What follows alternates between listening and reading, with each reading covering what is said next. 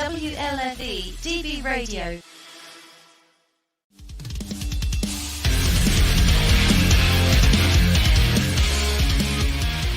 Here at WLFE DB, you can find shows that vary in many topics. The paranormal, the creepy, heavy metal, and LGBTQ and drag. Our shows are your shows, and we want to provide a wide diversity for all to enjoy. So, tune in to facebook.com/WLFE DB Radio. Like, follow, and share with your friends and family. Also, go check out our website at www.wlfe-db.com. Now, back to the show.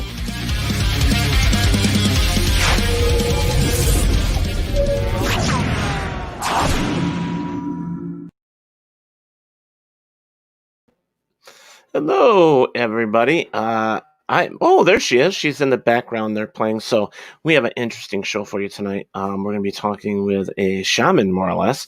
He's done a lot of books. He's got a lot of information on not a lot of knowledge. Whew, a lot, not a lot, not. You know, it is. It's one of those days, but a lot of knowledge. I see that Cindy is mowing on something huge. She's like shaking her head, yes.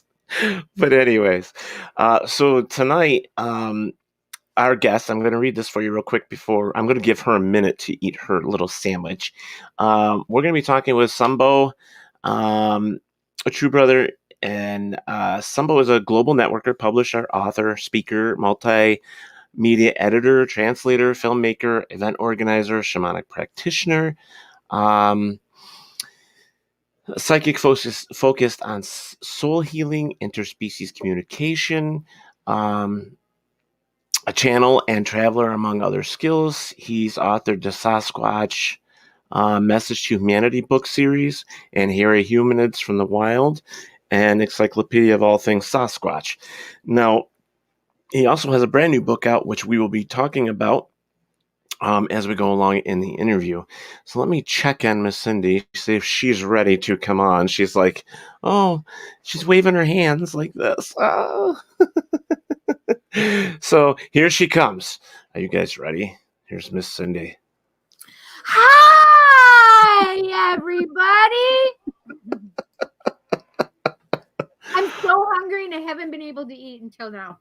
This is the first I've eaten. I had a couple cookies earlier, but look, yeah. I do have something for you. Awesome. Oh, look at that. So everybody's going to love you as usual because you have pudding. This is a new thing for Cindy. It's a brand new thing. I said it's a new thing for you. I know it. It's because I haven't been able to eat until freaking the last minute. And cool. So, it's been busy everywhere, and Christmas is not helping. I mean, with everything going on in the world right now, you know, we need good things. So, yes, we do. And if pudding makes you good and happy, then go for it, girl. That's all I can tell you. Putting my Christmas tree up made me happy, and nice. Fixing its limbs. Eddie hasn't shaved in a while. Yay, that's all right. I haven't either. That's funny. So, you know, this is going to be an interesting show because he's got some really neat books on Sasquatch and, you know, a lot of good stuff. You can actually, guys, if you're listening, you can go over to lulu.com or goodreads.com and amazon.com. You can find his books over there. I can't wait for this interview. It's going to be a lot of fun. Yeah, this sounds like exciting. And for you, it's right up your alley, too. So, you know, I'm done giving you gifts, girl. I have given you so many gifts on this show lately. You're done. No, I'm not. But he's fun because he's mine and yours, because he's a Sasquatcher, a psychic, and... Yeah, he's like a shot. He's like everything. So this can be a lot of fun. So we have audio with him tonight, not video. So you won't be able to see him, but you are going to be able to hear him. And I guess that's it. We'll go from there, just the way it is. So, welcome everybody to another episode of Paratalkradio. Can't wait to talk with you. Oh my God, Cindy, you cracked me up. Just never changed. Well, your clothes and things, but nothing else, says Chanel. Chanel's got you, girl. Apparently, I gotta be me, man. I gotta be me. All right, guys. So, you ready to get on with the show? Because I'm ready. I'm excited about this. On with the show. This is it. All right. So, everybody, welcome, Gene. He also goes by jeez, I'm still like drawing a blank right now. He also goes as Sunbow, Truebrother. But we are welcome him to Paratalkradio. So welcome aboard. Good evening. Thank you for inviting me on your podcast. Oh, thank you. It's nice that Octane says, I'm starting a petition to not end Talk with Teddy. Yes. I love you too, Octane. But anyways, this is, you got some interesting information. You have quite a few books on Sasquatch. I really would like to settle in here and start talking and asking some questions, and especially about your new book. You sent me the link on that, which is very cool. And I will share that with Cindy as well here after the show so that she has it.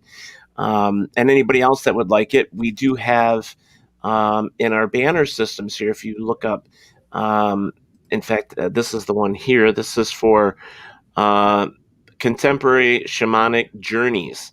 And that's the new book, correct?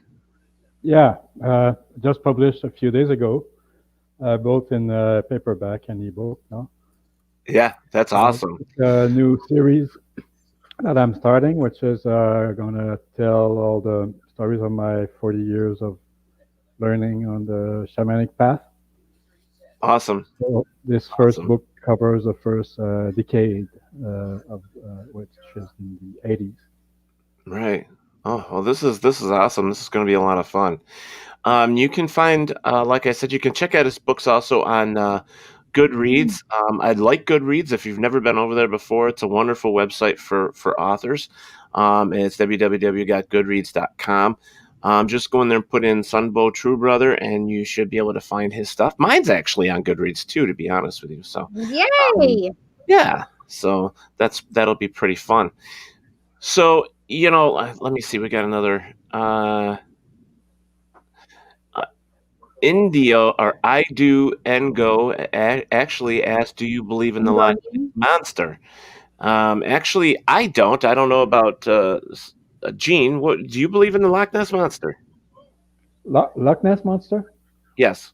Oh, well, there's certainly a lot of stories of several similar lake or water beings, water serpents, and I actually sighting of those on Okanagan Lake. Yeah, they are known as Ogopogo locally there. The natives call them Nyatik in their language. Wow. West Coast tribes around Vancouver Island, they have like sea dragons in their mythology, and they have masks that they reproduce in ceremonies. Wow. So those beings have been known pretty much all around the world in different forms. That's interesting. Yeah, that's interesting and exciting. I really didn't know you had that much information. Sorry, that just scared me. Yeah, I got you, Cindy. No problem. We're all right. There's probably like an address in my my last book, Hairy Humanoids from the Wild. I address cryptozoology, and there's been some hoaxes, including at Loch Ness. There's famous cases of hoaxes there. It doesn't mean that the whole legend and all the other evidences and witnesses account are not true. Oh, definitely. There's, we have the Great Lakes up here, and we have Champ, which is supposed to be like a Loch Ness Monster.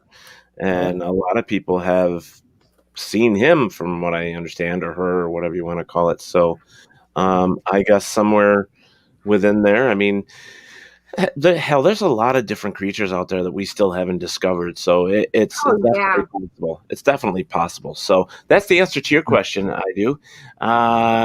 Let's see. Barry March says, "Hi Cindy. Hi Ted. Late getting on. Facebook wouldn't accept my password." Well, no. I'm sorry, but we're here for you, buddy. So. Oh, mercy sakes alive. Well, I'm really, really interested in, how did this Sasquatch series thing come together for you? How did that happen? It's a long story, and actually, I've said a few times it took me. I've had my first encounter 39 years ago. Wow. And there was others over the years, and it took me like 33 years of shamanic training to be able to communicate with them, to understand, to let them teach me who they are and how we are related. And I had first encounters, close encounters several times since I developed. Cindy's gonna love you. Cindy is gonna love you because she is right up your alley when it comes to this Bigfoot and Sasquatch thing. I couldn't hear him because I was switching over. Oh. But you know what my question is? What? So did he say that they're interdimensional?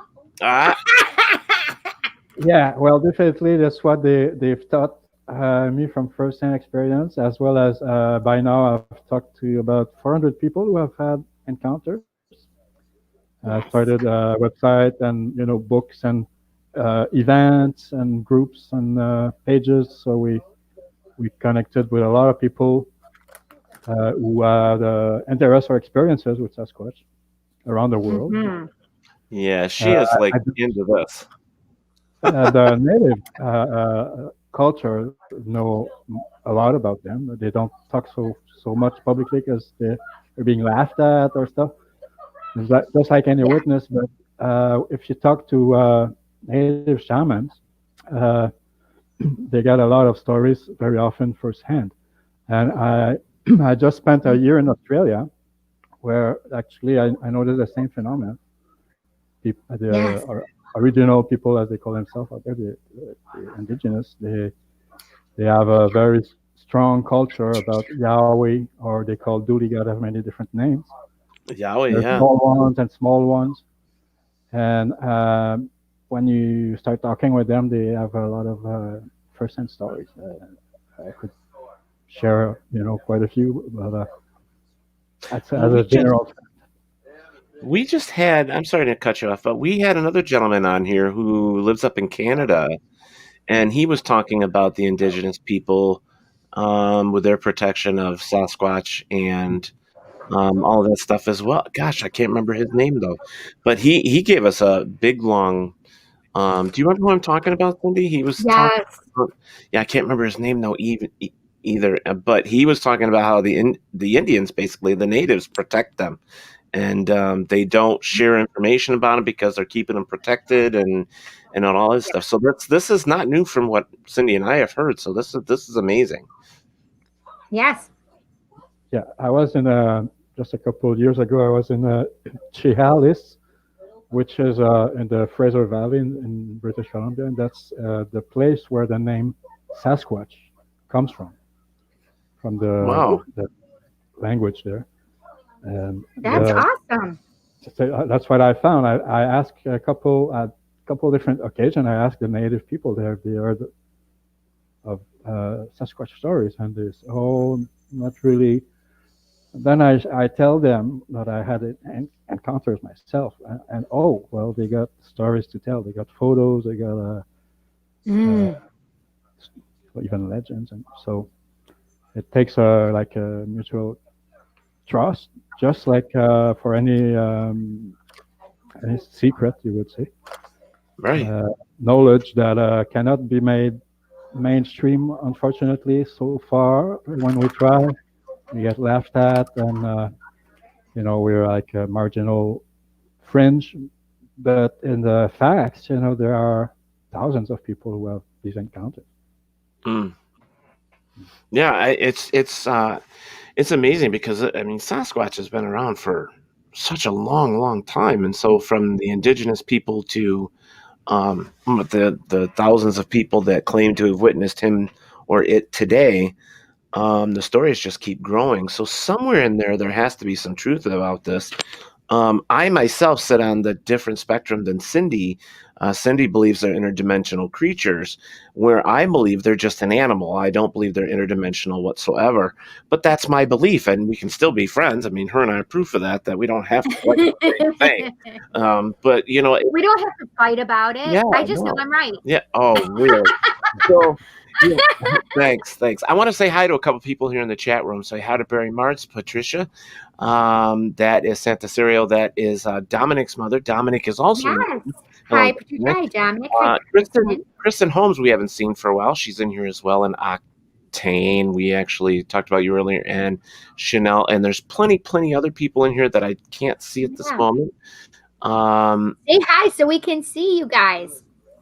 Yeah, looks like Pam Perkins, Robert White, Rick Leach, Joey David, Mike Henry, and Genevieve Kelly is also in here and gave us a thumbs up. Hi, guys. Jason Marble.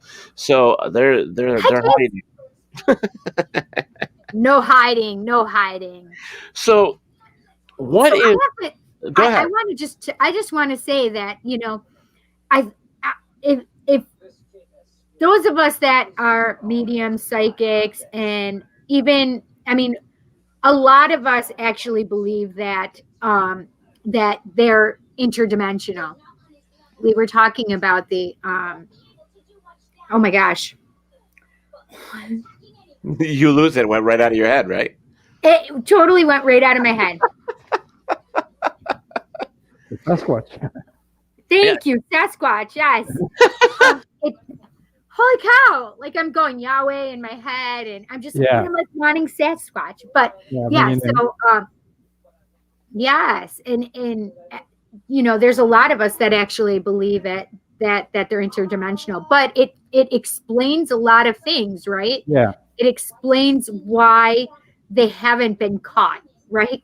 Caught in quotes, right?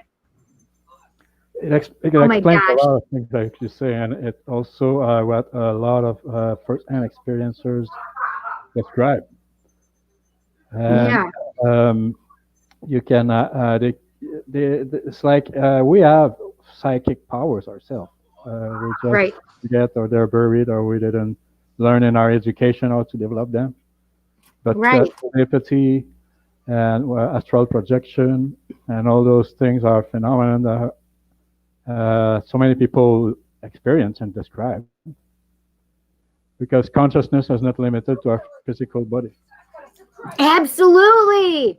And we're not only a material being, because we live in a universe where science says that 3 or 4% of the energy is physical matter. So there's 97% extra energy of different forms that we can call dark matter or antimatter or other names to identify that is real.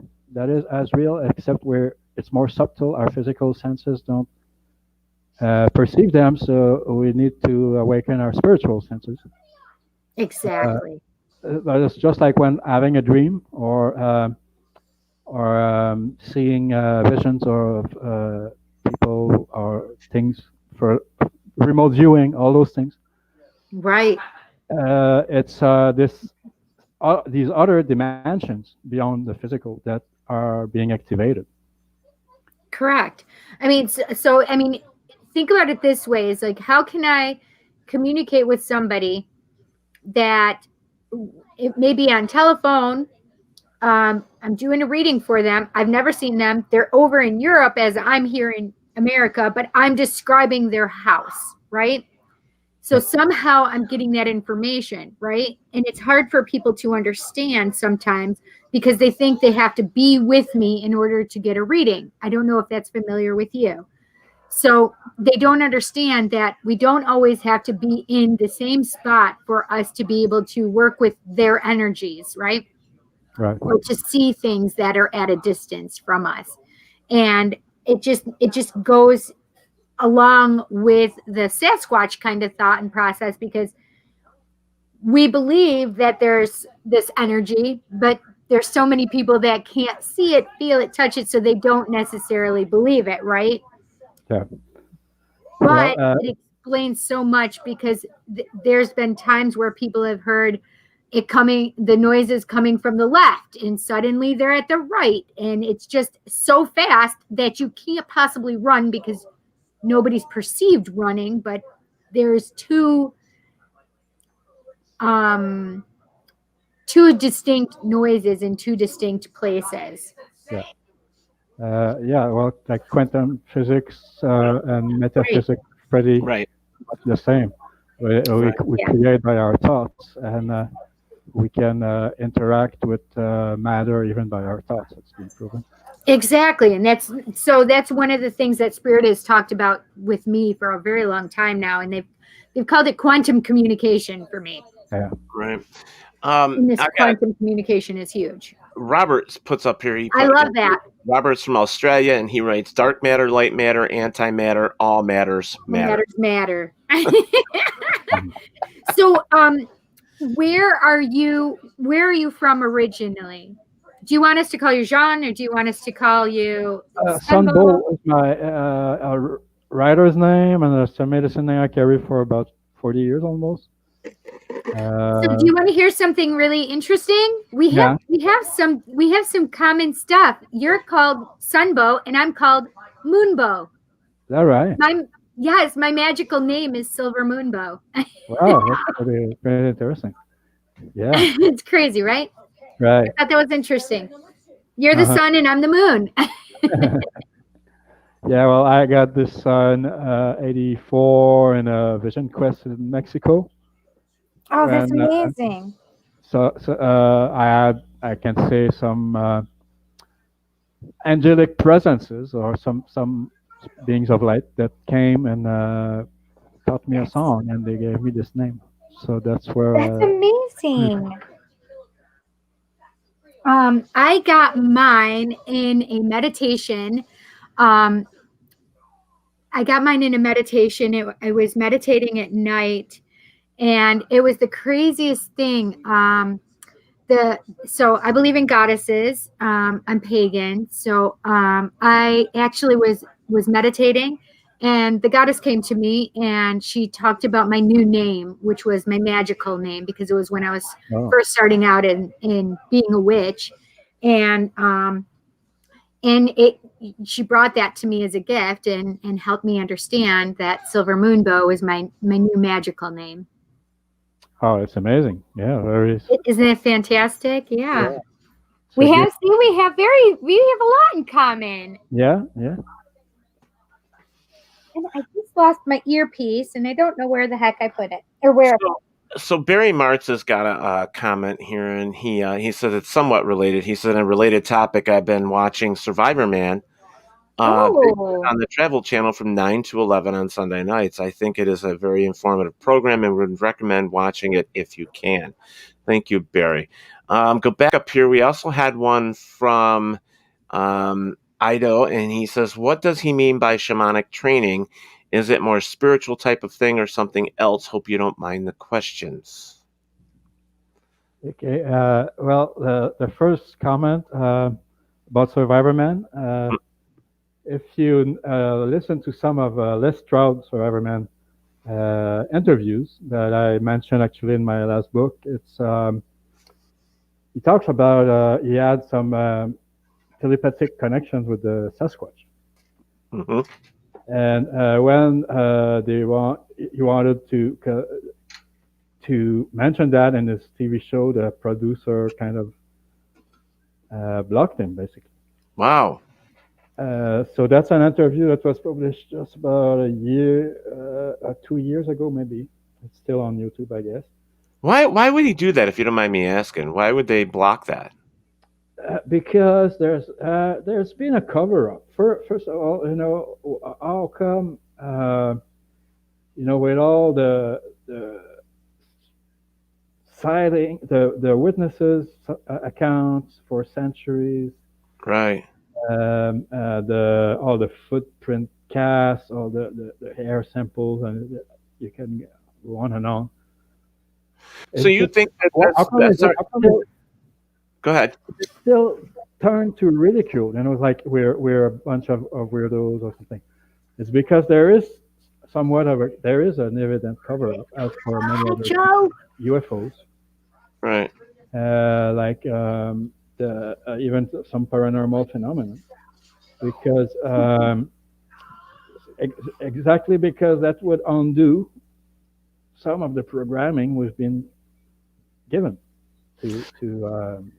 Well, I believe there is a cover up on most of that stuff. Just like the UFOs, the aliens. I certainly believe there was some on Bigfoot as well. I mean, anytime the government is controlled to where they think that the people shouldn't know about it, because of fear, basically the government's fear, not ours. Because in some cases, we're already familiar with some of the stuff that they're trying to hide, so we're okay with it. If that makes sense. So. I do understand there is some covering up. There was covering up on a lot of things in our lifetime, and we're finding out more and more every day. So I'm just curious on what your opinion of that cover up was for. What is for? Well, there's, like you mentioned, there's powers, government, secret agency that like to keep control over the information and over. Right. Well, it's to control the people too, in some sense. Right. The second question, maybe I can answer. Mechanic training is it's something that I've just started to describe in my latest book, just published, which is a series. It's for me, so far, it's been 40 years since I started learning shamanic ways and teachings and traveling around, meeting elders, meeting teachers of different skills and schools, which brought me mostly toward native shamanism, which is extremely diversified. Right. From tribe to tribe. So basically, that's been my training, has been my school, going through initiations and ceremonies and listening to the teachings from the knowledgeable elders and practicing these things made me see their efficiency and their authenticity. Yeah. Silver moon bow. Yeah. So okay. So yeah. Okay. So I do. That's your answer to your question, which is very cool. So I just want to kind of go back a little bit. Like you had talked about, could you explain would you share with us, I guess, your first experience with Sasquatch? Sure. It happened near Chehalis by the Fraser River, and it's going on 40 years, 81. And, 1981. Okay.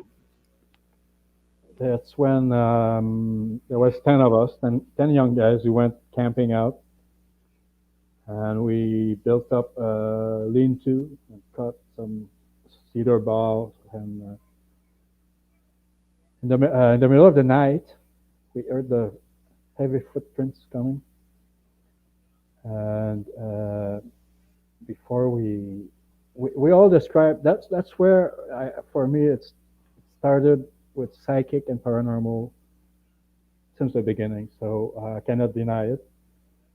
Out of the 10 of us who had basically no experience or no knowledge, like young guys, we all described that we heard someone talking in our head.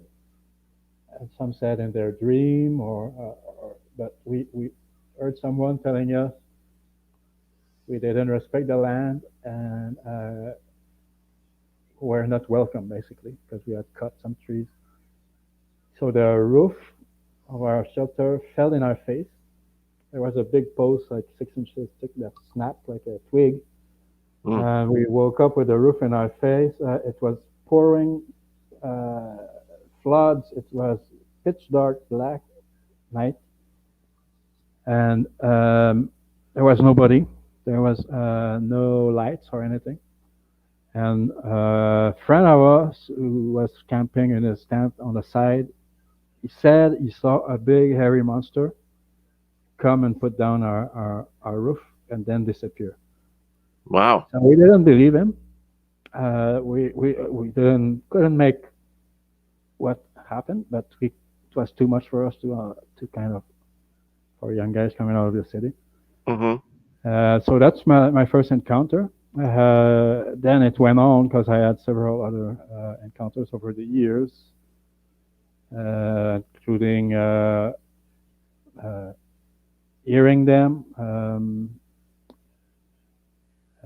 feeling them, or sightings, physical sightings, and even in daylight.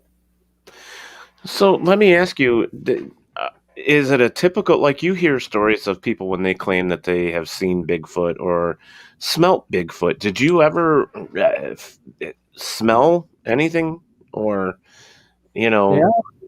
Yeah. Well, they have, I would say I would guess some kind of organ or one way to express a smell. It will be a bad smell if they want to repel you, if they feel threatened or they feel invaded. Oh, so you think this is like a skunk, basically? Like a skunk, right. Exactly. Yes. Yeah, because they have also this kind of pleasant smell, like a perfume. They like your presence. I smelled the second type of smell a few times. I've never smelled the repellent, the pungent that some describe. Right. It's often hunters with guns or people like that who will be chased, basically.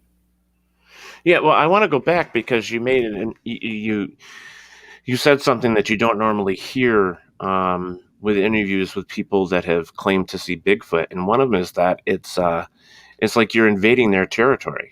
And you said that because you were like, yes, it was like, you were cutting down trees, you were in their area, and you weren't welcome, like you were trespassing. Some stories that you hear from people that have eyewitness accounts with Bigfoot, I think the majority of them are from a long distance. They're, walking away or something like that. I don't really know too many people that have a personal experience where it's closer, except for maybe Trent Nielsen from Naked and Afraid. But it's pretty interesting. Like when you interview people that have had experiences, you try to piece together certain things that are common in their stories, and that, believe it or not, it is not as common as saying, I just saw it at a far distance. That's definitely a lot more common. But I love the fact that you brought that up in your story, because most people don't ever get to hear that it was like you were invading their territory. But that was one of the stories that I had heard. There was a show, and I can't remember what it was called. It's based in Canada, but it was the one where I've talked about it before, where the couple, the one where they throw the rocks, they threw the rocks or whatever. It wasn't just rocks; it was these big metal, like what do you call those? The metal drums. Yeah, like it was a big metal thing. It was a washing machine. It was these big metal things that nobody can just pick up and, toss. Right. But they kept hearing screaming, basically, or howling, it was very scary, but it was definitely to make them leave the area. Okay. Yeah. Well, I have heard that.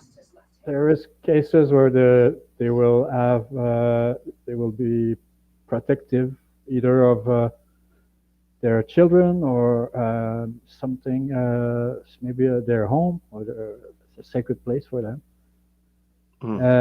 There is several accounts like that. Personally, in my encounters, I've had a couple of times where, like, another time in '86 in California, one Sasquatch came and we were in the middle of nowhere in the north, just north of Bluff Creek actually, and there's a Sasquatch who came and picked food in the garden, and a dog started barking, and the Sasquatch started running across the valley and screamed, really a real blood-curdling scream that silenced the dog, and that nothing else in nature or human can do, such as so it's like a sound signature.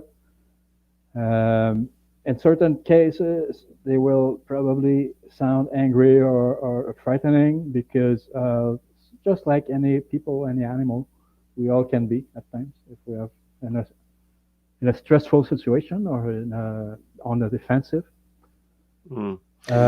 Otherwise, they have very nice and gentle calls as any other people or animal do. Right. And they can talk as well. Yeah. Ido has a question here. He says, "Are they shy in that they don't want to be seen by other animals or people?" The reason I ask is because of the lack of photo or video, and if it is really shy, would that explain their shyness, because there isn't a lot of video or a lot of photos and stuff like that, basically? Yeah. Well, they prefer to avoid, in general, human presence. If we look at a lot of ancient stories and legends from tribal people about them, we can understand why. Because at times there has been wars, there has been fights between humans and the ones we call Sasquatch, or the hairy wild people. There's stories like that in North America, in Siberia, in Australia. And at some point, there was like a division between where they preferred to stay away from humans. There was also many stories of times where we lived in peace with them. Humans lived in peace with them, and they were trading, and they were. There's even many stories of interbreeding. And that is very common in some tribes, especially in the Northwest, or in Australia as well. So if we consider all these aspects, we have to, well, from experience and from what research taught me, they are people, they are intelligent beings, and they have different gifts that we don't have, or that we don't know as well. That can include, for instance, psychic and well, interdimensional is a word that may frighten some, but if we realize that everything in the universe is multidimensional, we exist on different levels and planes, the interdimensional understanding is basically like a science or a consciousness that can come. Exactly. We're all interdimensional. Yeah. Well, what I find is, it's something that I've always thought about with this as a new discovery, in some sense, if we get to the point where we can prove that they exist, because people want that, the science wants that, but I keep going back to your story where you were like invading their property. It makes sense to me in every sense of the word, because they're like us. They're just another species of creature or animal that want their respect. They want to be left alone. They want to be their own, without being ridiculed or killed or beat up or whatever. I mean, there's so many questions about this phenomenal creature that we call Bigfoot or Sasquatch or Yowie or the Yeti, skunk ape, whatever you want to call it. And it's so interesting that with the technology that we have today, that we're not able to prove their existence, but yet there's thousands upon thousands of sightings every year, and I find that amazing. And we do have a few more questions in here. And one of the other ones was from Kristen Holmes. She asked if you knew the question of how big they get. And then Tom Nally actually followed that up with saying that that's a good question, as on how big they are. But what about like infants? Like how small are they? Do you have any answers for that? Well, the smallest ones I was allowed to see, because there's this thing about they're being elusive and shy, is that they're being, I'll say what I learned, is that they're being psychic, and they feel people coming from the far, from the distance. There's a lot of stories to prove that. And so they will only let you see them if they really want. Even we can compare it to some animals like the cougar. The cougar can watch you for hours and you don't know it's around. Right. The wolf's the same way. I mean, right. You know that the wolf's there, you hear it, but you never see it. Yeah. So from living with nature, they got this ability.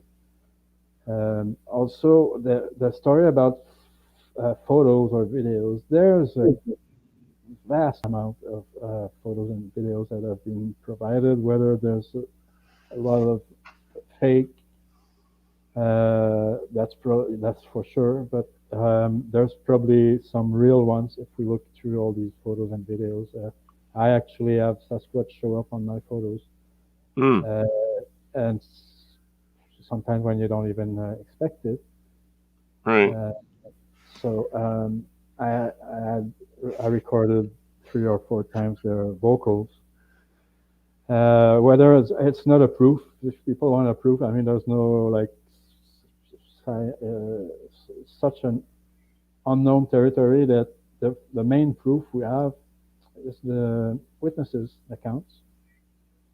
Apart from, I was given 6, 7 samples of hair, which doesn't matter if we do a DNA testing or not, because even the DNA testing the DNA studies that were done, for instance, with Dr. Mel Baketchin, the Sasquatch Genome Project.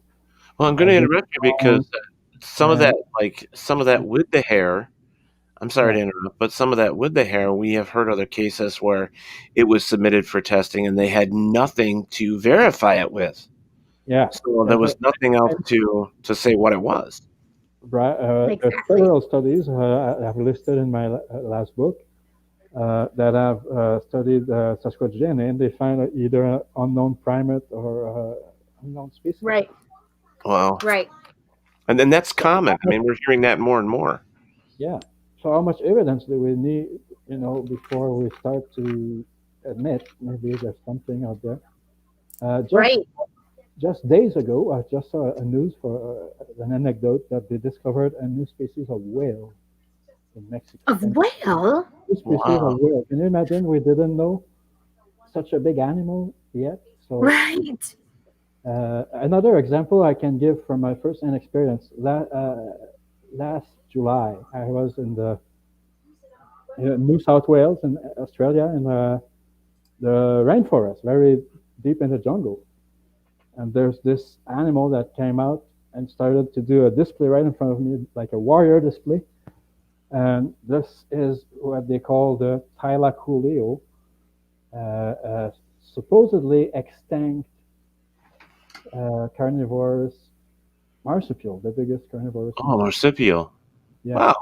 And but I did research, and there's over 500 sightings just in New South Wales in the last 20 years. So those animals are out there, but they're not known, or they don't have a specimen. Wow. So, but I saw it with my eyes. I heard it, and there was footprints and scat. But how many proof does it take? Because there's some kind of denial sometimes.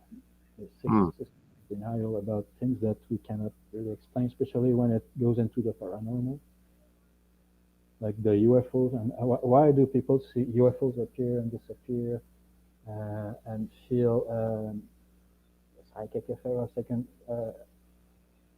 It's just the same happened with Sasquatch. And like I said, I've talked with about 400 people so far who had encounters.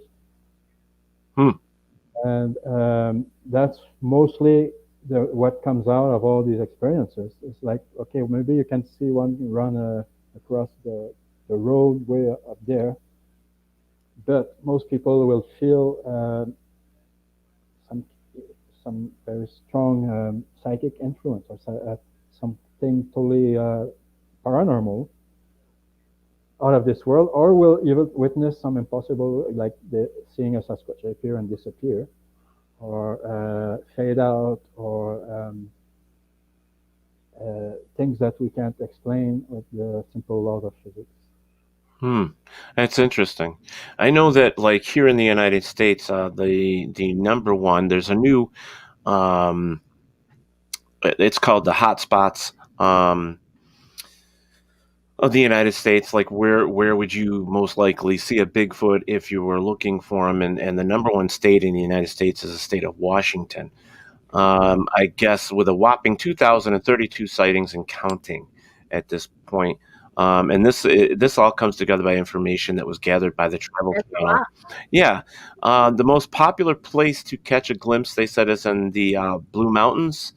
Or Ape Canyon. Is one of the Ape Canyon, I guess. That I'm not sure, but I know that they have the most aggressive Bigfoot accounts ever. California had 1,697 reports. Reported sightings of a hairy beast, followed by Pennsylvania, Michigan, New York, Ohio, Oregon, and Texas with 806 sightings. Texas? Yeah, it says East Texas, especially the areas that border Oklahoma and Louisiana, is a site of countless Bigfoot reports each year. Yep. Yes, Tom. Yeah, they're all over. Oh, it's not odd. Yeah, in fact, it also adds here that there are towns in North Carolina that boast Bigfoot museums, festivals, and more. Yeah, so it is all over. So Kentucky is the last to come in here of having sightings of Bigfoot. So the way I look at it is, if they're in all these states, especially, look at this, like the West Coast, you're talking about, California and Washington, the state of Washington, and then New York. So everything in between pretty much means there's going to be sightings somewhere. I mean, Dakota and all that, wouldn't it? Yeah, but do you remember who was it that was talking to us that they were from the South and they were Bigfooters? And he was saying how Louisiana is big on them too. Yeah, well, that, and I think Louisiana and Virginia and all that, I believe the southern states also have a lot of hot spots or sightings of the dogman as well. Yeah. So Bigfoot dogman's a large hairy creature. So let's just put that like in a pile, just. Yeah.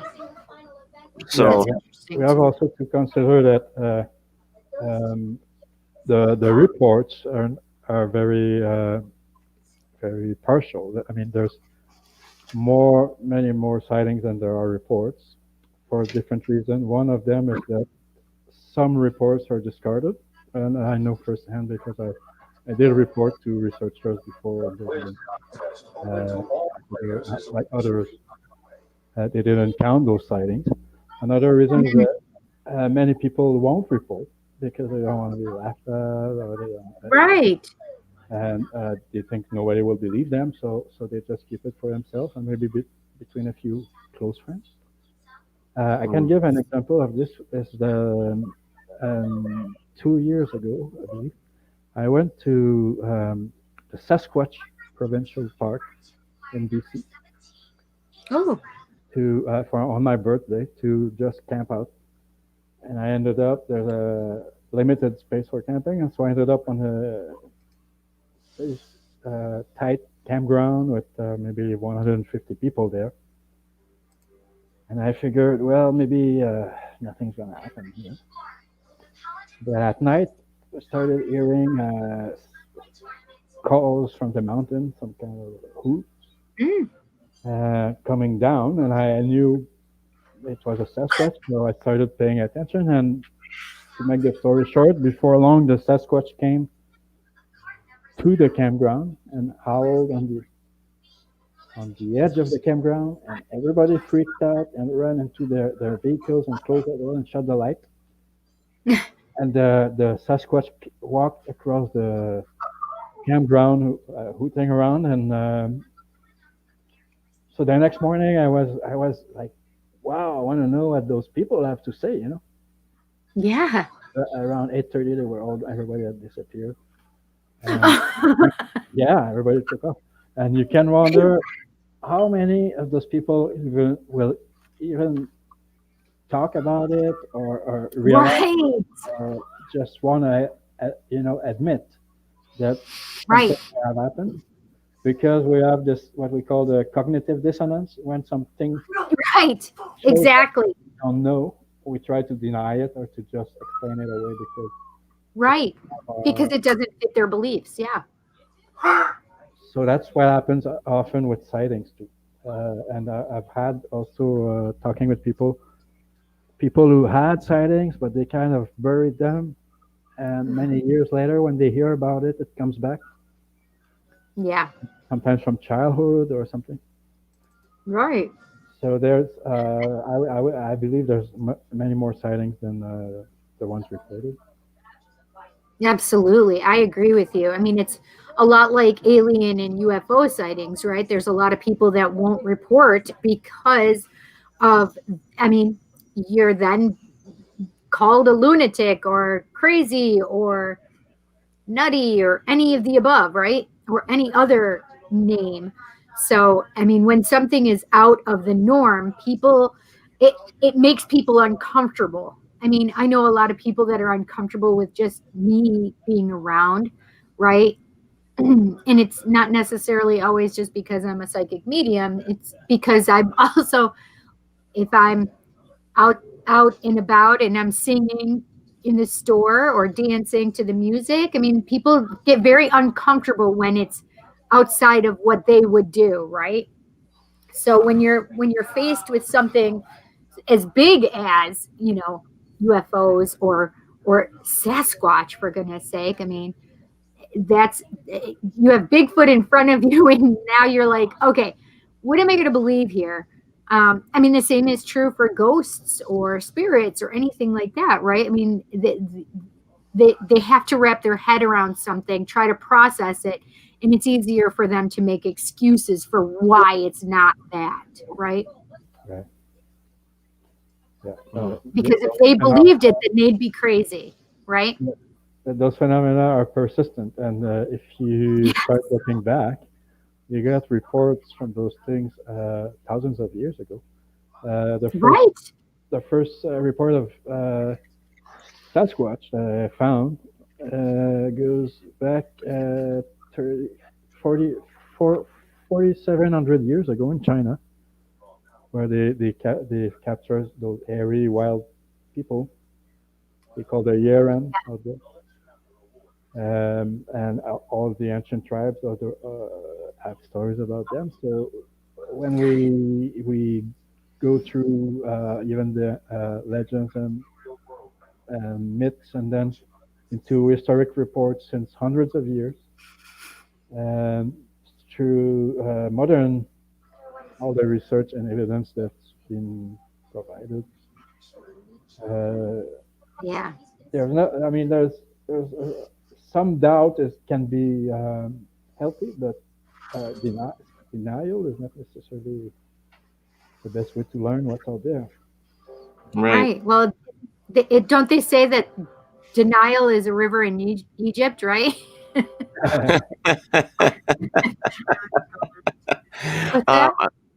I'm going to go back here to Barry Marsh was saying juvenile Bigfoots are talked about briefly on that Survivor Man Bigfoot documentary. Let's see what else is on there. Ideo says, are they on Earth longer than humans are? I'm guessing they've been here a lot longer than humans have. I would assume so. Yeah. That's what I found out with them. And they're like a earlier version of humanity. Right. And Robert White says the stigma surrounding the ones that talk about out-of-bound topics is what keeps most silent. And so that's true, especially with that, you know. I guess that's the same with Yeti, as he was saying. You know, we're going to take a break here in like 3 minutes. Yeti to a Betty. Yeah. So we're going to take a break in like 3 minutes, and we're going to come back with some more stuff with Mr. Sunbow, and or how did you Jean? John? Yeah, well, John. That's why I use my other name. That's okay. So, but anyways, there you go. So so we're gonna come back with some photos. One particular photo is the most famous photo of Bigfoot whatsoever. And then we're going to show you a map of all the sightings that have been recorded thus far in the United States. We're going to bring that up as well. So, Cindy, you wanted to say something? Go ahead. Yeah. So I was curious, Jean, where are you from? From Montreal. That's what I thought. Yeah. Yes, that's what I thought. Cool. And Barry has a question, so we'll go back to that when we come back after the break, I guess. Is that all right? Yeah, we can do that. So why don't we go a minute early here or so, and let's do our commercials real quick. Don't go anywhere, guys. Get your questions together. We will be right back, and I don't know, put the coffee on and sit back and relax. We'll be right back. We'll be right back with you guys. That's a little funny, I know. Can't help it. I'm a funny man. You're funny. Hey guys and dolls, this is Casey DeVille, the better half of DeVille Inc., Baltimore, Maryland. If you're ever in Baltimore, stop in and see me and Tony. Invisible Bree, 5920 Eastern Avenue, Baltimore, Maryland, 21224. Give us a call if you're in the area, 410-400-9641, or look us up on the web at DeVilleInc.com. DeVille Inc., where we specialize in you.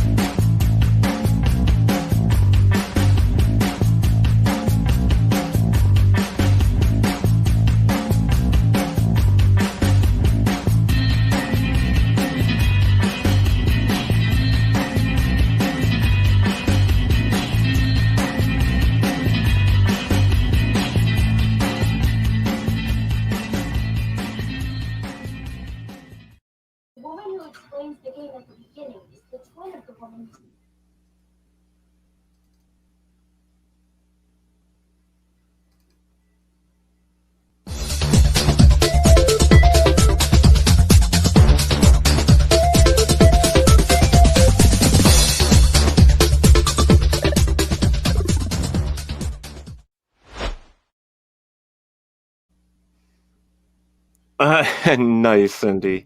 Cindy's got her little onion ring of heart onion ring. Yeah. So we've been sitting here talking with SunBôw about Bigfoot, Sasquatch. He's written quite a few books, a series on that, which of course you can find at Goodreads. Of course, you can find it there underneath his name, SunBôw Truebrother. You can also go over to lulu.com. Where we're going to be talking about his new book here shortly, and check that out as well. Guys, please remember to like, share, and follow. We would appreciate that. Smash the subscribe button on YouTube. Yeah, share, like, and subscribe. We would appreciate and hit the bell icon on YouTube as well. There you go. Get notified when we're live. So I want to bring up one of the most famous pictures of Bigfoot is going to be this photo here. And it's been under scrutiny for many, many, many, many years. But what follows are things such as this. These photos as well, which to me, if you look close enough, it looks more like a gorilla to me than it does. It looks like a primate to me, yeah. Yeah, it does look like a primate. And then, of course, you really have to look in the center of this photo. There's a dark mass. And then this is what you see a lot of is the distance pictures or photos of the so-called Bigfoot or Sasquatch in the distance. And then recently, not too long ago, I think it was in the past 2 years, a video came out with this one. It's about a 5-minute video and actually shows a Sasquatch trying to get into the tree for some reason, like for food or something. But there are quite a few photos out there of this thing, and some, I mean, just take them with a grain of salt. That's all I can really tell you. Now, here is the map, the sightings of Bigfoot, Bigfoot sightings, I should say. And look at like way over the state of Washington at the top of the left, and then Washington, Oregon, and California, Northern California. Yeah, and but if you look at Florida, Florida has a lot for the skunk. What is going on with Florida? Yeah, there is a lot. And New York, up towards Whitehall, New York, there's a lot as well. But look at some of these other states that have really. It doesn't look like Vermont? Yeah. New England states are in there, like even New Jersey and Maryland. I mean, look at look at Jersey. That have sightings. Texas doesn't have as many as we thought they would, but there are quite a few there. Colorado and right, the eastern part of it, just like you were talking about. Oh gosh darn it! Yeah, but look, I mean, even North Dakota and South Arizona. Yeah, I mean, they all have sightings. You know what amazes me is if you look at the state of Washington, you would think Montana would have more, or even Wyoming. You know what? I just thought of something. I'll bet one of those dots in Arizona are around the Superstition Mountains. And the Superstitions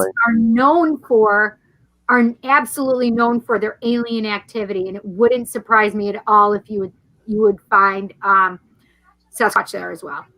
Right. I believe that too. Let's see here. Let me go back up a little bit. Do you want me to read it? I have it right in front of me. Which one, Barry? Oh, go. Well, you can go ahead. I was going back. I was trying to catch up with them, so you could read that if you'd like. Oh yeah. So Barry says, I've heard and seen some Bigfoot documentaries that Bigfoot can somehow send out a long-distance defensive signal that can make some folks have migraines and or make them really sick. What are your thoughts on this subject, SunBôw? Yeah, that's one of the phenomena that is reported. There's talks about infrasound that some predators like the tiger use. Right. There is also, from my research and experience, there's a lot of psychic influence. What I was talking about, like one of my first physical sighting with a friend on Vancouver Island. We felt like we turned, we were in the middle of the bush and we turned a curve and there was a Sasquatch standing on the road. And we felt stunned, like completely paralyzed. We couldn't react for a few minutes or two. We were totally frozen. That is described very often in encounters. This kind of influence that just makes you unable to react or to run away or whatever. There's also several cases where it can make you fall asleep, or you feel such a fright, such a fear that you run away. Those are, I would say, like first time contact. You know, when you meet them and you don't know them much and they don't know you, they might test to see who you are. Once they get to know you, you don't feel this kind of repellent energy anymore. You can become very friendly, actually. Well, I'm gonna put this up here. Like, Mike Henry was asking, what about sightings in Canada? Because it seems like the majority of them are in the U.S. And I only put up the map of the U.S. that had the sightings, not Canada. But no, you're saying in Montreal and all that. There's a lot of sightings in Canada, correct? Yeah. Well, BC has the largest amount of sightings, actually, more than Washington State. Wow. Vancouver Island itself has like nearly 200 recorded sightings. It's the biggest concentration of Sasquatch sightings recorded. Right. Also, if you look at all the tribes living there, they have Sasquatch in their totem poles and masks, and it's very present in their culture. And there's another fact about Vancouver Island, which goes along with the Northwest, is that it's called the Island of Caves. It's got the largest network of underground caves in North America. So does Washington State and southern mainland BC. Yes. There's a lot of caves, so there's probably a connection with, well, according to the natives, because there are no special places where the Sasquatch live and gather in Washington State and in BC. They live in those caves. That's where they can retreat, where they cannot be found. So Russell Ryan, hi. Yeah, hello, Russell. He says, hey, SunBôw, what would you say to the people who think Sasquatch isn't psychic? Teddy. I didn't put him up to that question, but I am where I believe what I believe, Cindy. Well, I would answer that maybe you need to find your psychic first. Exactly. And it will show up like naturally to you, especially if you have experiences instead of secondhand accounts or speculation that makes a lot of the Bigfoot world, a lot of speculations and theories, Gigantopithecus and all those things. There's a list in my book actually of all the different taxonomy titles that were given to try to identify Sasquatch. Yet there's still something totally different, totally on their own. And if you talk to the people who have had contacts with them, you're most likely to know better than speculations. I like to say, let's have an open mind. I mean, even myself, though I don't believe that they're interdimensional, I definitely think that I'll make you a believer. I definitely think you have to have an open mind with this stuff. That's me. Yeah. I mean, that's the way. It changes our paradigm.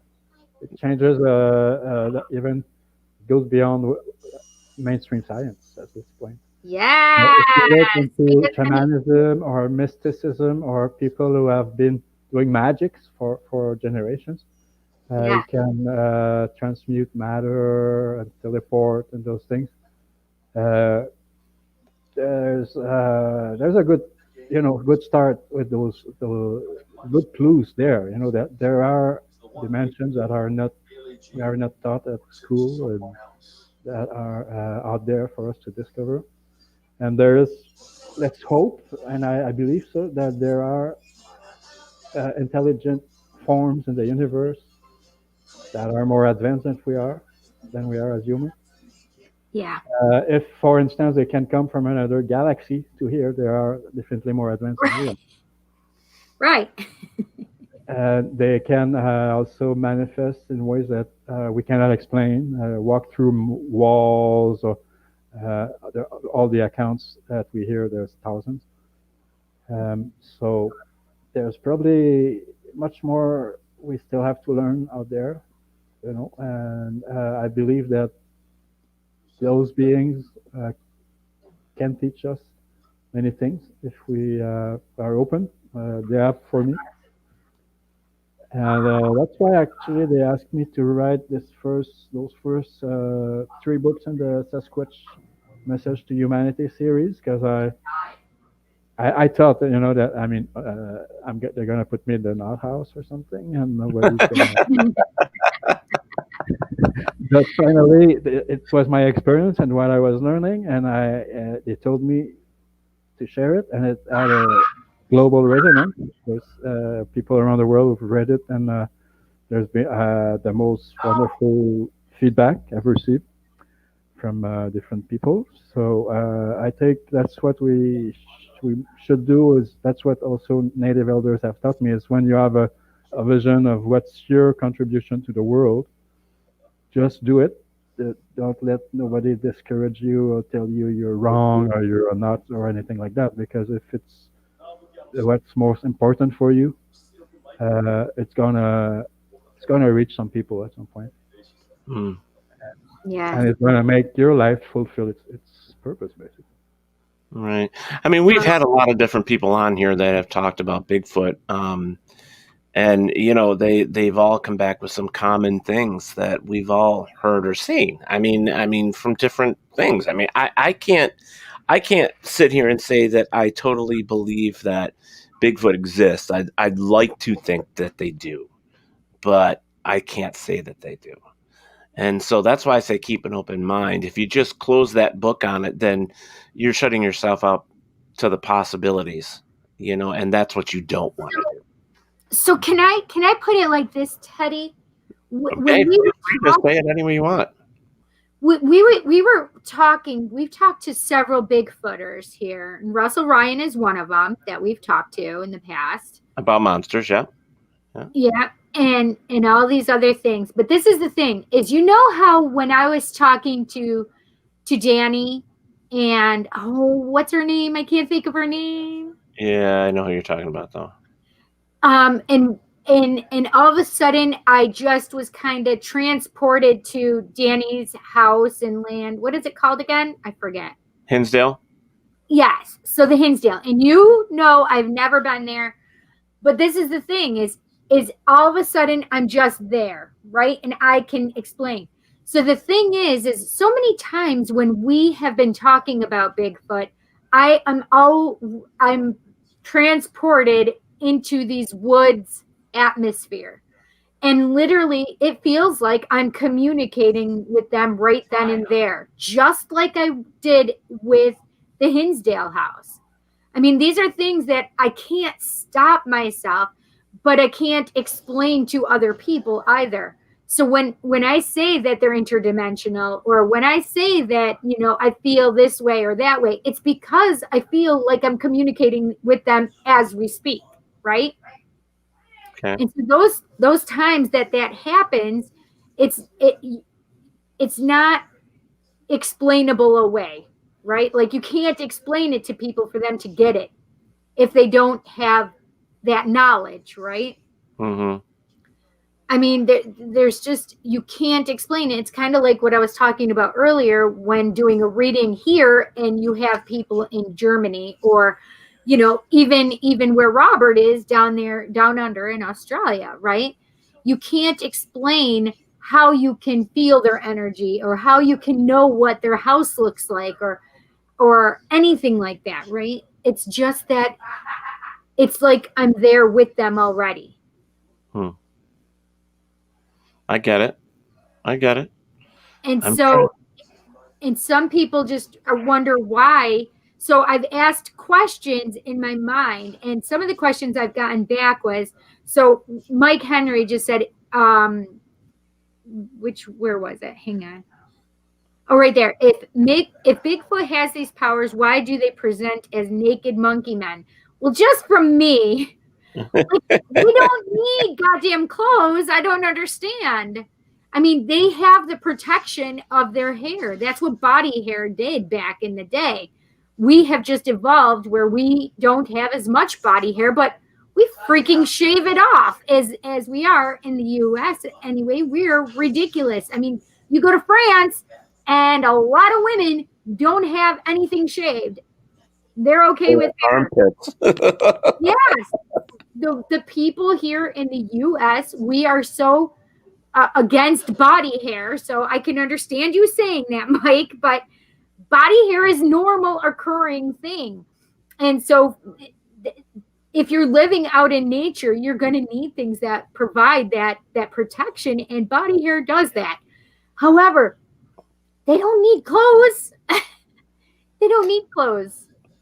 And if they're anything like how we are, I mean, and how we started out, maybe they're not. I mean, maybe they're, I don't know, like socially at an infant stage to where they're not used to that whole thing. I mean, they have all this body hair like a dog or like a wolf or like whatever. So they don't. I would actually say that they're more advanced than we are, to be honest, because they already have telecommunicating down. They do the telepathy thing already, or the quantum communication. They already have it down, whereas we limit ourselves in that respect. They already have that down. They don't need to worry about that. They aren't so we shame people for not shaving, right? They are beyond that. They don't care. They don't give two shits about whether or not they have clothes on their body. This is something that's beyond what they need to experience. That's not what their experience is about. I'm gonna bring this up. I've been trying to find the other gentleman from British Columbia that we had talked to, and I can't find it. But he was saying like with Sunbow here is that they're protected by the natives and all this stuff, and they've seen them. They know they exist, and all I say at that point is like I'm one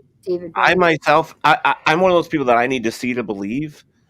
And I've had some weird things happen to me as an investigator, but it's still I need to see to believe. Now, listening to other people's stories is what we do, especially here at Paratalkradio. We want to hear the stories.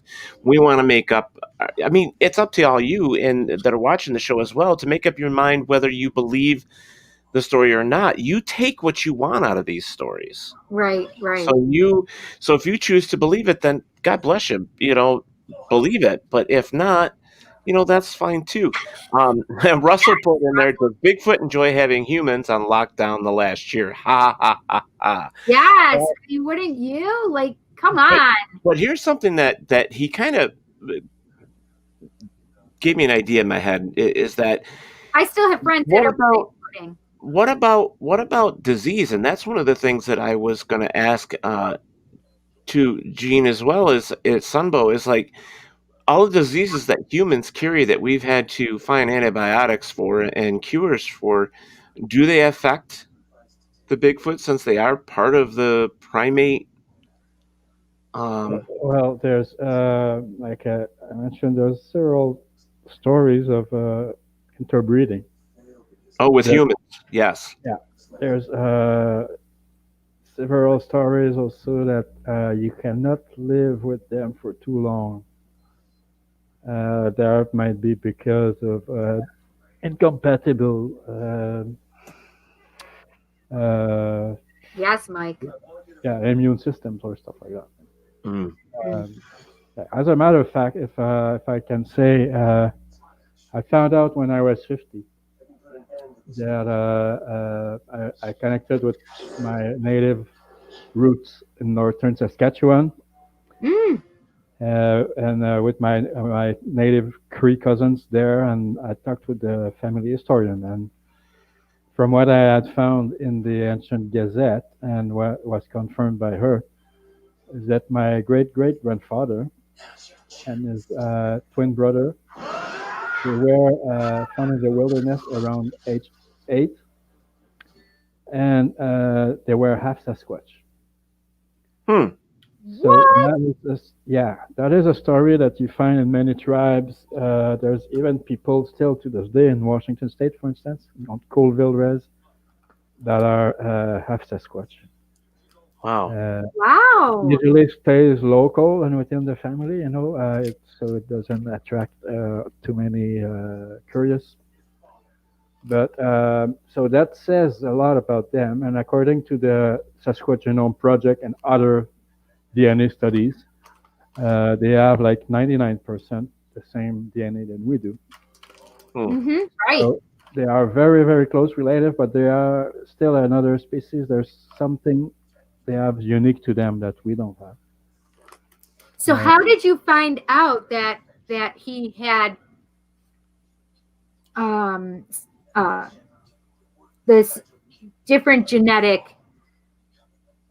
Well, because they were found as kids in the deep bush in Northern Territory. It's as deep in the bush as you can get, by native trappers, and they were living in a hut of branches. They were wearing rawhide, and they didn't speak any human language.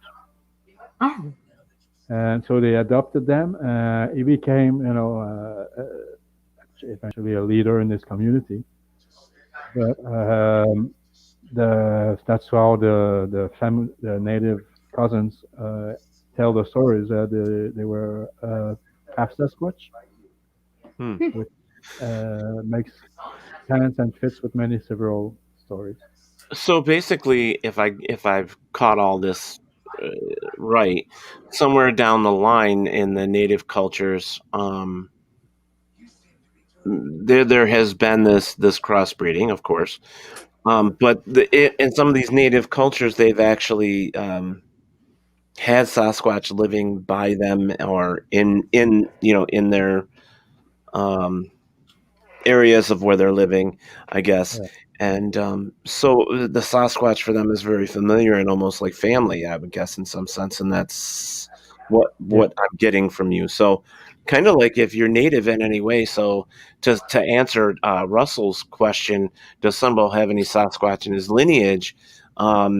If he's native at all, then what's that? 1/32nd. I didn't hear that. I'm 1/32nd from my great grand. Yeah, I thought he said that it was his. Right. Okay. That's what I wanted to find. As you said, to this day, there's still many people, especially in some native communities, where they have regular contacts. There's not a week or so without having someone on the res who has a sighting or who hears them, or they find tracks. And if you go through all the tribes, you find out one thing is that it's mostly the people who communicate with Sasquatch are mostly the shamans, the medicine people. That makes sense. This kind of training and knowledge to go and meet them and to communicate through thought or telepathy or and with the paranormal phenomena that are present. I want to go back to there has been some documentaries, and I've seen them. In fact, I can't even remember the name of the one, but I've seen it a couple times where there was a claim in an indigenous area to where a woman actually bred with a Bigfoot, and then a baby was born, a female Bigfoot was born. And they did some DNA on her and some other stuff to the family to find out who was actually related and stuff. And what was weird about it was if you looked at these people's faces, you thought that the skull structure, the big forehead, the protruded, eyes, and the socket, all that stuff. I mean, they looked more primitive than most. But at the end, they found there was no DNA that actually stated that they were part of the Bigfoot or Sasquatch heritage. But I have to believe that if there's stories saying that they have interbred in some way, that there has to be some type of DNA that runs through that family line. It's just finding out if it's true or not and then bringing it forward. So like I said, guys, keep an open mind because we don't know. And trust me, I'm not a believer, but I would like to believe. So for me, where I sit, the information that we get from anybody we interview is definitely interesting and is something that I keep in mind, and I hope that all you guys will as well. Barry Mark says, I do believe in Bigfoot based upon all of the videos and photos taken of a possible Bigfoot sighting from all over the world. I personally haven't seen Bigfoot, but would like to, and if I never see Bigfoot in my lifetime, that's fine too. But at least you have an open mind to it. You do believe, which is fine. I mean, we all believe in something, and as in creatures out there that we haven't discovered. And I think that's healthy to believe in something like that. We can't shut ourselves off, so I know for myself, the belief of Bigfoot, when you're raised with the idea or the thought that's planted in your mind that in every story an ounce of truth exists and that you take it upon yourself to figure out what that truth is, then you have to look at the stories of everything unknown or supernatural or even paranormal that we hear or see or watch. So I would say, just like I said before, just keep an open mind and know that in some of that, there's got to be an ounce of truth. It's just discovering it for yourself individually and what you believe and take it from there. But, SunBôw, I want to get to your next book because we're going to be running out of time if we don't. So I want to switch topics here and go to the new book, which is Contemporary Shamanic Journeys. So give us an idea of what that is, if you wouldn't mind. All right. Well, this is the story of my shamanic training and learning and all the different spiritual teachings and practices and experiences I have over the last 40 years. This first book covers the first decade. So I've been through, like I mentioned, several tribes and elders. I was adopted by the Hopi. I went to 21 countries so far. This first book covers like 7 times around North America and twice in Mexico and Jamaica. And different types of shamans and different types of practices that I've met and that I've learned, which include, the dark and the light, because we're on a healing journey in this planet, and there's things to support and things to stand to. So this is the story of this journey that is still ongoing. Okay, so there's going to be a series. Basically, there will be more books about this then. Yeah. Oh, that's fantastic. This is my 5th book published in 5 years. Wow. Right. That's amazing. The other one, the last one is more like an encyclopedia, Hairy Humanoids from the Wild. The 3 prior were the Sasquatch Message to Humanity, which are channeled messages. The 3rd book is a collaboration of 10 co-authors, international. I love that, the channeled messages. That's fantastic. Cool. So you can check out, so there's an easier one to read. If you go over to lulu.com, you can put in Contemporary Shamanic. Jesus, I can't say it today, Cindy. Jeez. Contemporary Shamanic Journeys. Jeez, tongue in front of my eye teeth can't see what I'm saying. So can't see what you're saying. That's right. So I like the fact that you said that you were adopted by the did you say the Hopi?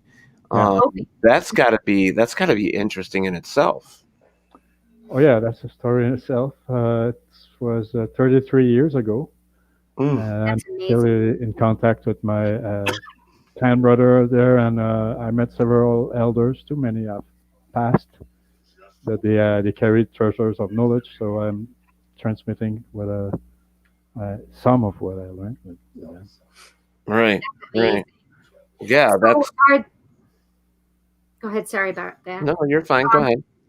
I was just curious if these are going to be like teaching, like the shamanism. Oh, teaching books, basically. Or are they just about your personal biographical journey? It's a combination, because there's a lot of things that concern past world history, different spirits, exorcism, healing, collective karma, different practices. So it's a mixture of a lot of topics. Beautiful. I love that. Awesome.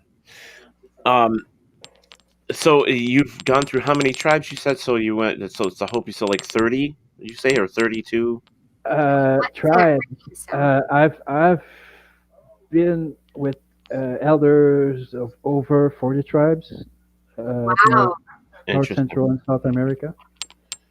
And of course, more people of different gatherings, more nations than that. I just think it's interesting. I mean, and the stories that that you must, hear through all of these different cultures and tribes and people of how they live, and of course their spiritual way, and what they believe, and it's got to be fantastic for you. Oh yeah, it's great guidance and very good instructions and ways of life, and wisdom to understand who we are and what we do on this planet and what we can do. Right. I don't know. I just myself, I would think that would be an amazing situation, but to get into and to learn from. I mean, I know that when we learn from different cultures, even just through the internet and so on and so forth, there's just parts of us as curious creatures as we are, we like to know more about other people and how they live. And the spiritual side, I studied theology, so there was a lot of different religions and stuff in there and the teachings, and it's like you tend to pick out what you like and then delve into it more. I mean, I was huge into Egyptology. I loved the Egyptian religion and stuff like that. And the Native American way is not foreign to me because I have family that still, Something is jingling. I think, Teddy, when you talk, I don't know if your mic is all of a sudden jingling. Yeah, it was. It was. Yeah. So it's because I shake my head. So it's making it because you're shaking your head. Yeah, I think it's good now. I don't think it's doing it anymore. If it is, I'm sorry. I apologize. I had to move to a different microphone. Sorry. So I do have to say real quick because my niece has been on here watching. Piper wanted to say. Little Piper. Yep. Mom said I have to go to bed now. Yep, go to bed. Good night, honey. And thank you for joining. I appreciate that. Yes. She's so cute, that little Piper. Let's see here. Ido, he says, right, guys, I've got to go. It's been super interesting to listen to all the information. Thanks a million for the show. Take care. Thank you for joining us here. We do appreciate that. Thank you. Yes, Ido. Yeah, Mike Henry says, I remember hearing about an incident during a week-long camping trip in Mount Hood National Forest when a group of students encountered a Bigfoot. It's funny that you do hear stories like that, and usually travel or something like that pick up all that stuff as well. So not to, sponsor or, push everybody to the Travel Channel, but if you want to know more about the supernatural and the unknown, that's the place to go these days. So. Yeah, travel is pretty good. Yeah. And Barry Martin says, Nick Boulay would love your blanket. Which one? This one or my this is my Hallmark Christmas movie watching blanket. Nice. I love you. Love you too there, Piper. Thank you. So five books in 5 years. That's a book a year. That's a lot of information and things for you to read. Amazing. I mean, it's amazing. I've got 2 books in 3 years. So not too bad. Or 4 years. Not too bad. Yeah. 4 years. That's a lot of work. Oh, it is a lot of work. The research is, and I'm working on 3 and 4 right now. I just haven't gotten to them. I've been too busy. But so I'm curious with all the research and the traveling that you do. What do you do for a normal job? Oh, that's a complicated question. Okay, so you do have a normal job though, then? Not really at the moment. I just arrived from spending a year in Australia right now. Oh, that's beautiful. Well, Robert White would like that because he's from Australia. Yeah, it's a very beautiful country, full of magic, and I really, I could have stayed longer. Yeah, wonderful nature and climate and everything. Yeah. Right. Go ahead, Cindy. Have you heard about because there's a lot of stuff going on right now in regard to 12/21/2020, especially in Australia. Is that something you're knowledgeable about? Well, I've been pretty much in touch with all this process because I was in Uluru in January for the last great world ceremony, which was another conjunction. This one coming on solstice is one in a 800-year conjunction. Right. Yes. That's and 0 degree of Aquarius. That's many see as the birth of the age of Aquarius. I'm sure you've heard of it. Yeah. I'm in touch with several Aboriginal elders from Australia who organize global ceremony. Yes, I'm going to participate in that and encourage anybody else to meditate. Here in New York, it's 6:32 a.m. on 12/21/2020. It would be for local time in Australia. It's 9:02 p.m. on 12/21/2020. For the solstice, we'll have a little ceremony here at home. So it's a good time, very good time auspicious occasion to tune and connect because this alignment is really rare. Right. It's been awaited, and there's prophecies about it from different tribes. Yep. So we can only hope that things will get better, and we can contribute with our intention. Yes. Absolutely. You said that was 12/20 or 12/21? Yeah, the 21. Yeah. Yeah. Saturn and Jupiter will be so close they will look like one big bright planet. Yes. And it's the Christmas star is what they will bring out is when they are so close, it brings out, it looks like the Christmas star, and that's what Mary and Joseph basically followed into the Bethlehem. Yeah. This ceremony that they do in Uluru is to the one in January was to awaken the rainbow serpent, and this one is to let the rainbow serpent rise and connect heaven and earth. The rainbow serpent is representing the energy of the earth, like the living, flowing energy of the earth that controls the weather patterns. Cindy, what was the time again? 6:32 Eastern Standard Time, and you have to adjust it to where you are located. So for friends in like Netherlands, it would be 6 hours before us.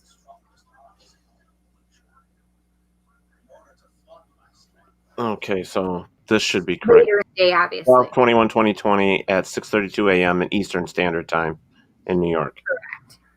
Correct.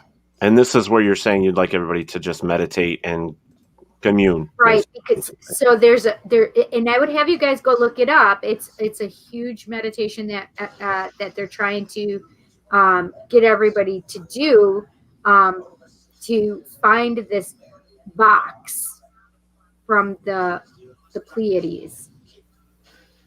The Pleiadians? Yes. Okay. Here, I'll read a little bit about it. Well, I just want to put in here just in case they want to know. I want to put it on the banner so that they can see it. That's what I'm trying to do. Yeah. I could just give you a little. But this is because of the Uluru Magic Box activation. It's a call to humanity to open their heart. And the thing is that it's so we can try to find the box and open the box, because in the box is where we can help the ascension that's going on here on Earth right now. Okay. That probably sounds super woo-woo, doesn't it? Yeah, a little bit, but that's okay. Well, so this is what they say is at 8:32 a.m. there could be an alignment that takes place. There is a magic box. Pleiadians left this box filled with crystals. The magic box is a rock. The box could be turned on when the alignment takes place. Make sure you are on the ground, not a chair, and meditate on the rock. So meditate on this rock. And there is a video. If you go to my Psychic Cindy page, I did post a video that you can go and watch in regard to that. Okay, so briefly, I'm going to put up here 12/21/2020 at 6:30 a.m. Eastern Standard Time, New York. Meditate for this alignment, basically. Yes. Yep. Okay. Cool. Yeah. Cool. Well, yeah. So let's get in here. Is that daylight savings time, Cindy? That's what Robert says. Yes, ours is. Oh, I don't know. They were telling us 9:02, but it says well, yes, because we are. I don't know. No, that's interesting. Okay, so Robert also asked that the summer solstice 2020 in southern hemisphere would be at 8:02 p.m. on Monday, the 21st December. All times are in Australia and Eastern Standard Time. Okay, he's threw that in there as well for all of you. I don't know. It's funny because they gave us 9:02 p.m. for Australian time. So Kristen's also got she was wondering about how the wildfires affect Bigfoot, because California has a lot, and I've always wondered that myself. Do you have any information on that, SunBôw? Yeah, well, I wrote in my first book in 2015 that they were actually warning us that there would be more and more of those fires. And some of those fires are actually man-made. Mm-hmm. And well, we could go on look at the evidence of this, but there's a lot of people who have figured that out, let's say. And that destroys a lot of the habitats of the Sasquatch. But we also have to. They have access to places we don't. Whether it's deep cave. So we're also suffering from all those fires. We can mention all the towns that were destroyed. So the Sasquatch will oppose those fires and will warn us if we can do anything to stop it. Yeah. One of the ways is to, well, let's put it this way, is to expose, if there are crimes committed against the environment and against humanity, we can only stop them when we know what's going on.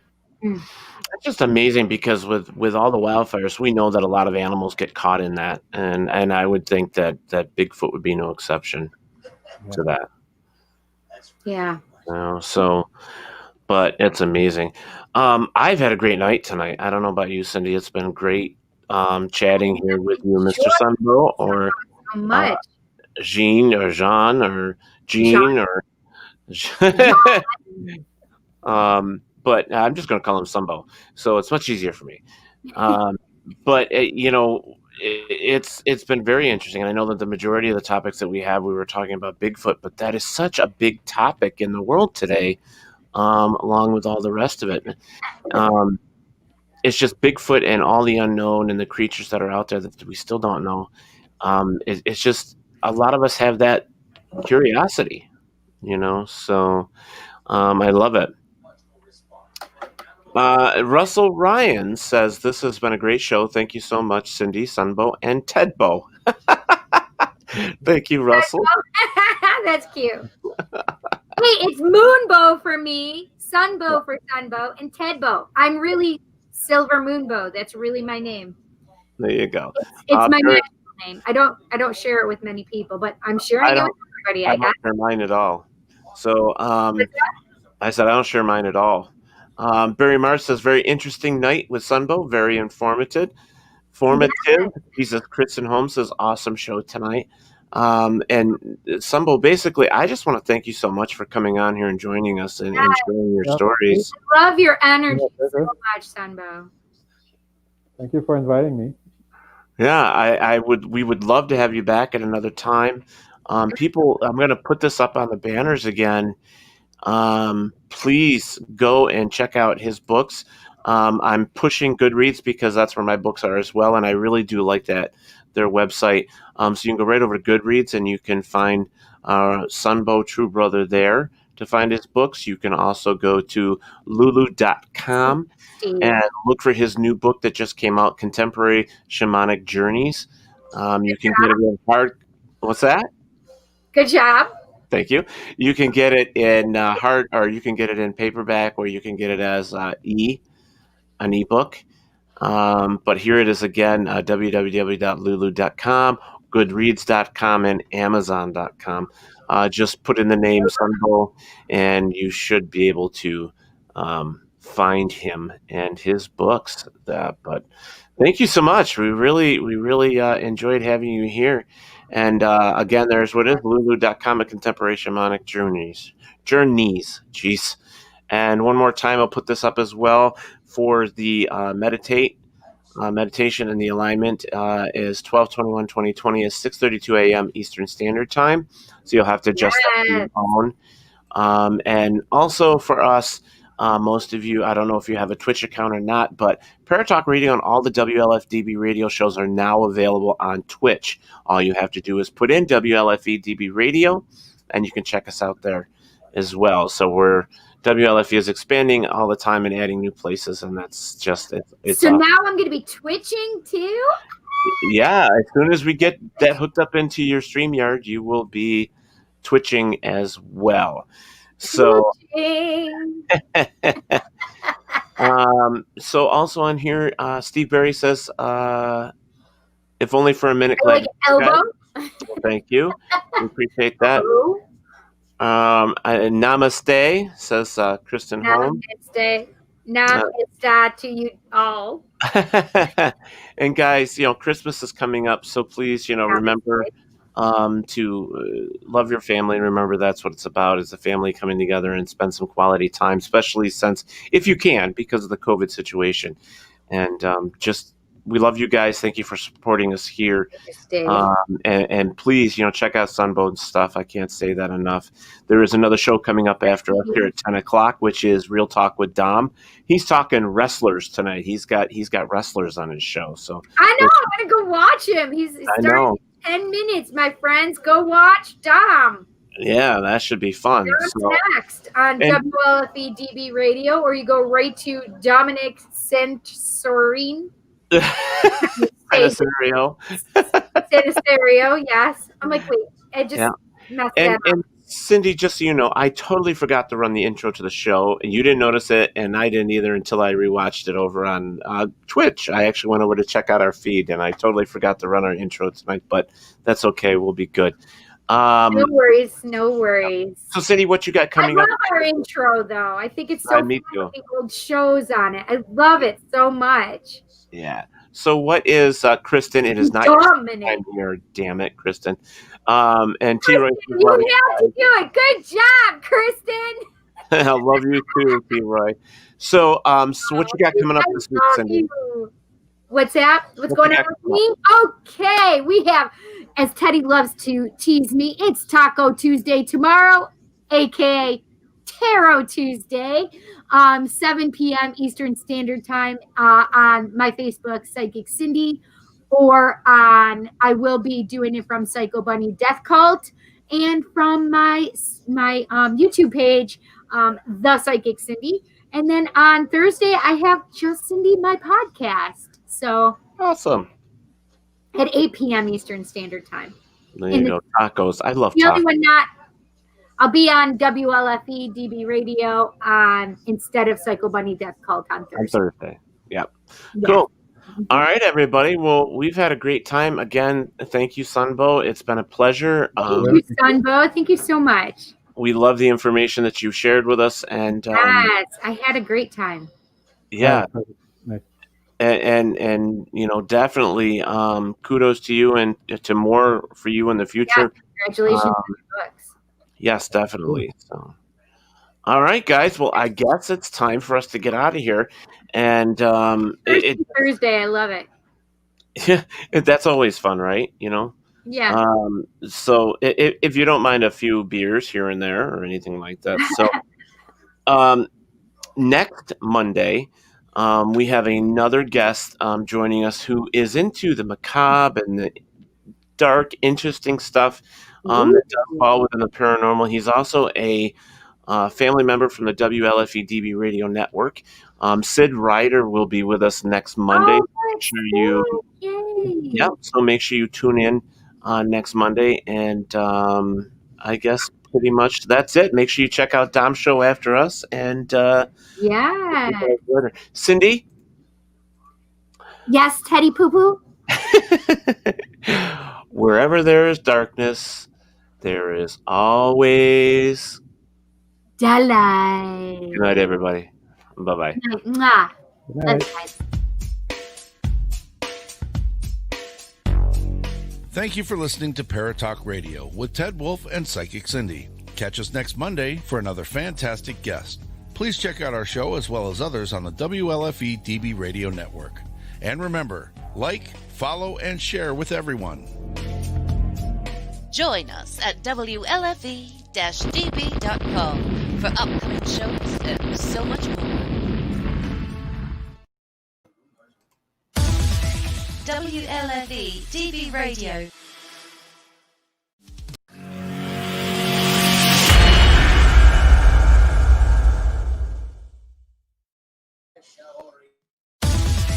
WLFE DB Radio.